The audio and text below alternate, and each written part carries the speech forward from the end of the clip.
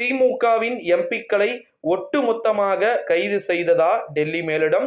மிக முக்கியமான ஒரு தகவல் ஒன்றை பார்க்க போகிறோம் நண்பர்களே. அடுத்தடுத்து வரக்கூடிய நாட்கள் மிகப்பெரிய திருப்பங்கள் அப்படின்றது நடைபெறும் அப்படின்றது நம்மளால எதிர்பார்க்கப்படுகிறது. காரணம் என்னன்னா, எப்படி சொல்றது, ஓனான எடுத்து வேட்டிக்குள்ள விட்ட கதையாக தான் இருக்கு இப்ப இருக்கக்கூடிய அரசியல். யாருக்கும் பெரும்பான்மை இல்லை, தடி எடுத்தவெல்லாம் தலைவன் அப்படின்ற மாதிரி இப்ப இருக்கு.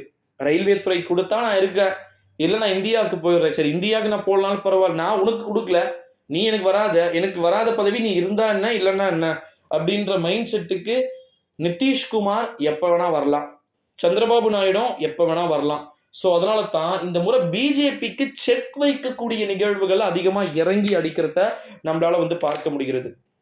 சரி ப்ரோ, பிஜேபிக்கு அப்படி என்ன ப்ரோ செக் வச்சிட்டாங்க அப்படின்னு சொல்லிட்டு கேட்டீங்கன்னா, சபாநாயகர் பதவியை வாங்க போறாங்கங்க. இப்ப நாளை பின்ன பாத்தீங்கன்னா கட்சி தாவலோ இல்லை எதனா பண்ணாங்க அப்படின்னா சபாநாயகர் தான் முடிவு எடுக்கணும். சபாநாயகர் யாரா இருப்பாங்க?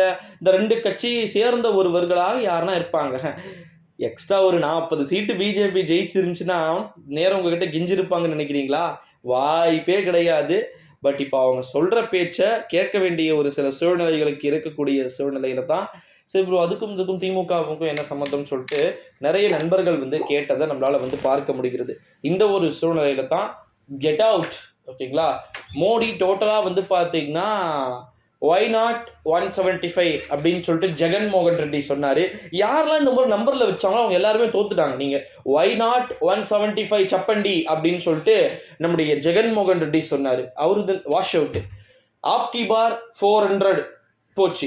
நாடும் நமதே 40 நமதேன்னு சொன்ன முதலமைச்சருக்கு மட்டும்தான் நடந்தது, வேற யாருக்குமே கிடையாது. ஓகேங்களா? ஸோ எல்லாமே தலைகீழ். தெலுங்கு தேசத்துடைய முதலமைச்சர் சந்திரபாபு நாயுடு இனிமேல் இந்த வீடியோலையும் மோடி பெயரும் டெல்லி மேலிடத்துடைய பெயர் வருமோ இல்லையோ, சந்திரபாபு நாயுடு, நிதிஷ்குமார் அடுத்த 5 வருஷத்துக்கு வாய்கள் இதையத்தான் கூக்குரலிட போகிறது.